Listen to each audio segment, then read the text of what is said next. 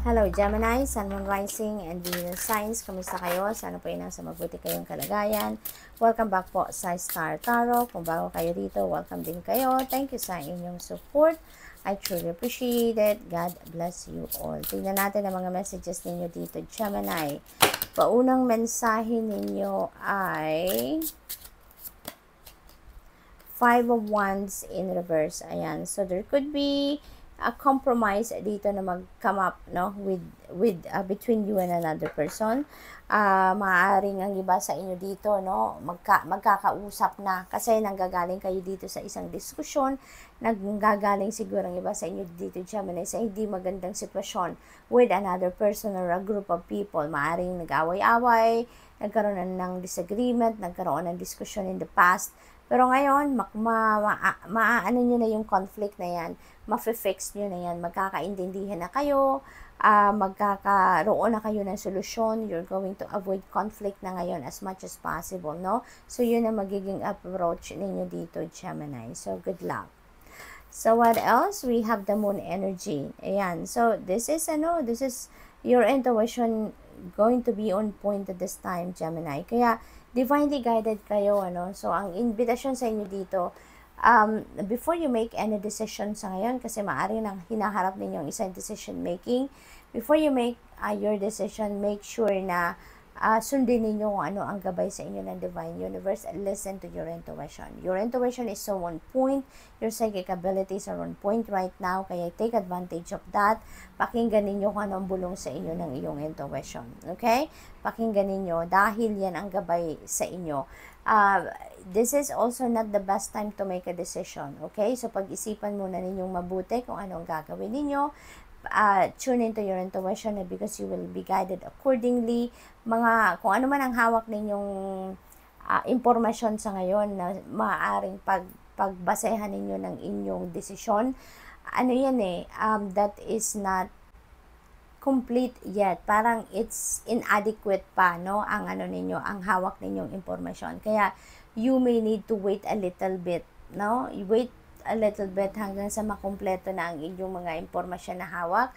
Wait a little bit hanggang sa makita ninyo na kompleto na ang lahat. Okay? Gemini, huwag kayong basta-basta magdidesisyon muna sa ngayon. Alright?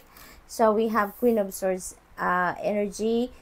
Ito din, maganda rin itong kabig or bawi ng energy ninyo, Gemini. Kasi, maaari kung anong hinahanap ninyo ditong impormasyon, detalye, facts, that might come in. So, kung ano man yung clarity na hinahanap ninyo dito, if you are seeking for enlightenment or clarity, makakasiguro kayo na mahahanap nyo na yan, makukuha nyo na yan sa ngayon, So, with the Queen of Swords energy. Kasi, maaaring may mga tao ditong lalapit sa inyo at magbibigay sa inyo ng impormasyon. Someone is going to communicate with you. Maaaring yan ang mga taong hinihingi ninyo ng tulong. Maaaring hinihingi ninyo ng opinion, di ba? Or maaaring inuutusan ninyong maghanap ng facts and information para sa kung ano man ang kailangan ninyo. So maaaring they are coming in at this time, no? So, makakatulong ito na magkaroon kayo ng clarity, makakatulong ito na magkaroon na kayo ng insights, magkakaroon kayo dito na magkaroon na kayo ng clear direction, dahil kahit paano, maaaring makumpleto na kung ano man ang hinahanap ninyo mga impormasyon or kakailanganin ninyo mga impormasyon ay makukuha ninyo at this time, okay? So, what else? We have this is 8 of Pentacles energy. So, maaaring yung sitwasyon na to could be linked sa inyong trabaho, no? Linked sa inyong karera, yung ganon. So, ngayon, parang siguro makakapag-desisyon na kayo dito, kaya magiging masaya na din kayo kahit papano. Kasi you'd be able to make a decision na. Maybe ang iba sa inyo dito, ang kailangan ninyo dito is, impormasyon kung itutuloy ko ba to? Dito na ba ako? Mag-i-stay na ba ako? Kasi maaaring iniisip ng iba sa inyo, Gemini, career change, no? Maaaring nag-iisip kayo dito na, should I stay here or should I go somewhere? Magta-try ba ako ng ibang karera? Maghahanap ba ako ng ibang trabaho? Diba? So, maaaring yun ang pinagdidesisyonan ng iba sa inyo dito. Kaya ngayon, na makukuha nyo na yung mga impormasyon nakakailanganin ninyo. So, you might be able to make a decision. Maaaring mag-stay kayo sa kung nasaan man kayo ngayon or mag-change talaga kayo ng career path dito. So, depende sa inyong sitwasyon, ano? Pero, ang iba sa inyo dito, siguro magiging masaya na din sa kung ano ang inyong ginagawa sa ngayon. With all the information na makukuha ninyo, ano, maaaring ganon. So, mas siguro ang iba sa inyo na mag-i-stay dito, maybe, gagawin ninyo lalo ngayon na magpupursige lalo sa kung ano man ang inyong gagawin. Mas lalo siguro kayo magsisipag, no, sa mga ginagawa ninyo. Posibleng ganun ang sitwasyon. So, good luck, Gemini. That's all I have for you for today. Thank you for watching. Love and light. Namaste. Hello, Libra, Sun, Moon, Rising, and Venus signs. Kamusta kayo? Sana po nasa mabuti kayong kalagayan. Welcome back po sa Star Tarot. Kung bago kayo rito, welcome din kayo. Thank you sa inyong support. I truly appreciate it. God bless you all. Okay, Libra, tignan natin kung anong mga tumalon. So, pauna mensahe ninyo ay 8 of Pentacles energy. So, ang iba sa inyo dito, masaya naman sa trabaho ninyo, no? Maybe you are loving what you do. Maybe this is what you really love to do. Kaya, ini-enjoy ninyo yan. Posible din ang iba sa inyo dito, focus, no, sa inyong craft. Focus kayo sa pag-develop pa ng inyong skills, ang inyong talents, ang inyong gifts, yung ganon. Posible din na ang iba talaga sa inyo din dito, no? You are making sure na to perfection ang inyong pagtatrabaho. Maaaring you are doing your own research. Alam mo yun, yung nag-aaral talaga kayo para na alam mo yun, lagi kayong may bagong twist, kumbaga, may bagong flavor na mai-a-apply sa inyong trabaho. So, posibleng gano'n ang sitwasyon dito ng iba sa inyo. So, we have the Magician energy. This is such a beautiful energy because you are taking action no, ngayon.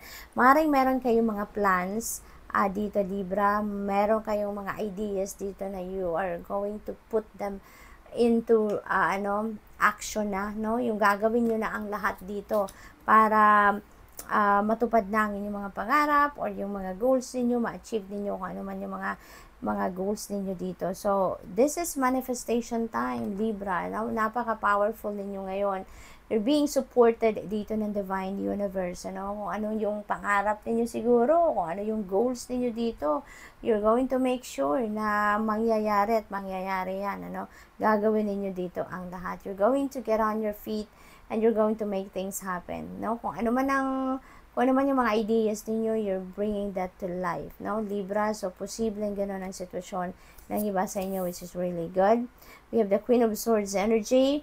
Kung ano man ang clarity ninyo na hinahanap dito, you might get that. Maaari yung clarity na yan na hinihintay ninyo is yan ay kakailanganin ninyo dito sa pag-take action ninyo towards whatever it is that you want to manifest in your life, no? So, meron na kayo ditong insights, magkakaroon na kayo dito ng mga facts, information na papalinaw talaga ng direction ninyo where you are heading right now, no? Pero parang si Moon energy, you know, meron din kayo ditong hindi lang ito impormasyon na manggagaling sa mga tao na makukuha ninyo dito, but also you have a divine guidance, Libra. So most likely, kung ano yung mga plano ninyo dito na gusto ninyong isakatuparan, that could be in alignment with your destiny talaga, that is in alignment with your purpose.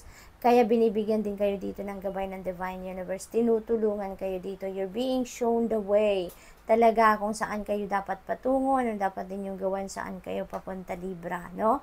So this is really, really beautiful energy dito, Libra, kasi mararamdaman ninyo dito yung support ng iyong spirit team. Mararamdaman ninyo dito yung support ng Divine Universe sa kung ano man itong gagawin ninyo. Dahil nga, may mga intuitive messages kayo dito, no, na ipapadala sa inyo. Your psychic abilities will be on point at this time. Kaya take advantage of that, Libra. Sundin ninyo, pakinggan ninyo kung ano yung gabay sa inyo ng Divine Universe because ito yung magli-lead sa inyo patungo doon sa inyong pagtatagumpay sa kung ano man itong gagawin ninyo sa ngayon. Okay?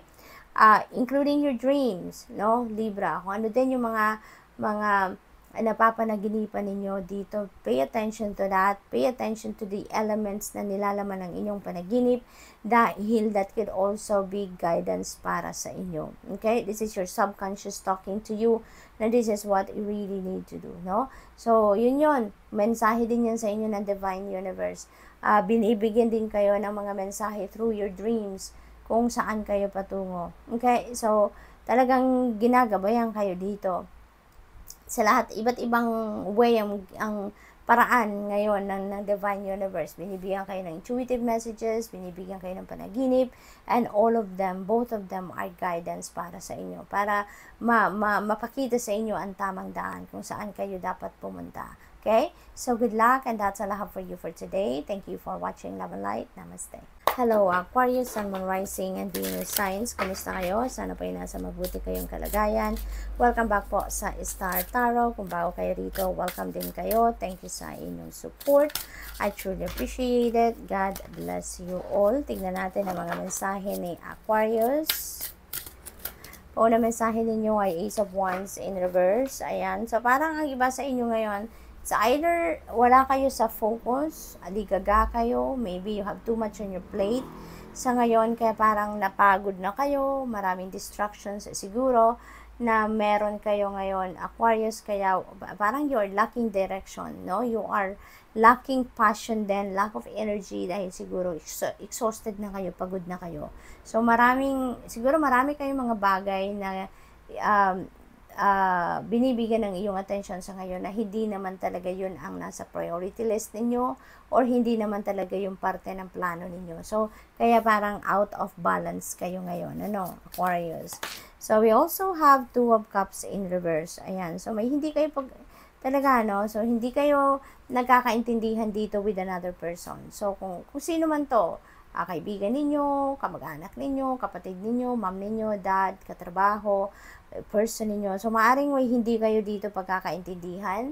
May pinagdidiskusyonan kayo dito, no? So, it's maybe because then, no, naaapektuhan din yung person ninyo or kung sino man ito sa buhay ninyo. Naaapektuhan din siya dahil doon sa imbalances na nangyayari sa sarili ninyo. So, maaring parang nadadamay na lang siya. Maaring dahil you're all over the place, yung isip ninyo scattered siguro ngayon, Aquarius, kaya pati siya, maaring napagbubuntunan din ninyo ng galit, maaring siya ay naaapektuhan din sa mga init ng ulo ninyo, yung mga ganun ba, no? Kaya maaring ano din siya pati siya, nagkakaroon kayo ng diskusyon. Maaring pati siya, nagkakaroon din ng hindi kayo pagkakaintindihan, no? Maaring nadadamay na lang siya, yung ganun. So, for others of you, there could be separation dito, there could be breakup, maaaring may mga relationship breakup dito na nagaganap or merong tension, diba? Yung mga ganon. So, depende sa inyong sitwasyon, Aquarius, so just take as it resonates, no? This is not for everyone, okay? So, we have Justice energy in reverse. Ayan. So, talaga, no? There could be dishonesty dito. Maaaring yan na nagpapalala din sa inyong sitwasyon with your person or kung sino man ito, mahal din nyo sa buhay or kung sino man ito, no? Na hindi ninyo, yung meron kayong hindi pagkakaintindihan with this person.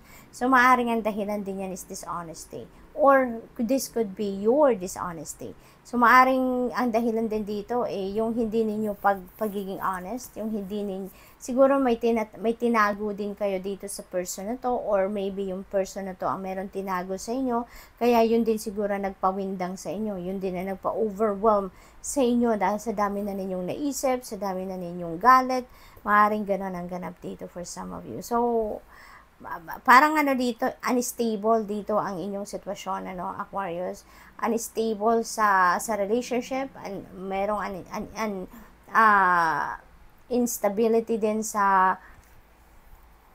inyong sitwasyon dito sa kung sa pamilya man ito or kung sa katrabaho ninyo ito. So parang maraming hindi pagkakaintindihan sa ngayon, ano, kaya tuloy hindi kayo nagkakaroon ng magagandang pag-uusap, hindi ninyo na a-address kung ano ang dapat i-address dito because maybe pati yung mga tao sa paligid ninyo na naaapektuhan na din ng negativity na ito, no, na nasa inyong horizon. Okay? So, what else? we have Six of Wands in reverse. Ayan. So, finally, may kabig, no? Merong magandang kabig dito ang energy ninyo. So, kung ano man ito, mga kaguluhan na to, no? Eventually, this is going to fade away. Kung ano man ito na mga hindi ninyo, hindi magagandang energy na nararamdaman ninyo, or nandyan sa inyong horizon, that is going to fade away because we have a victory energy.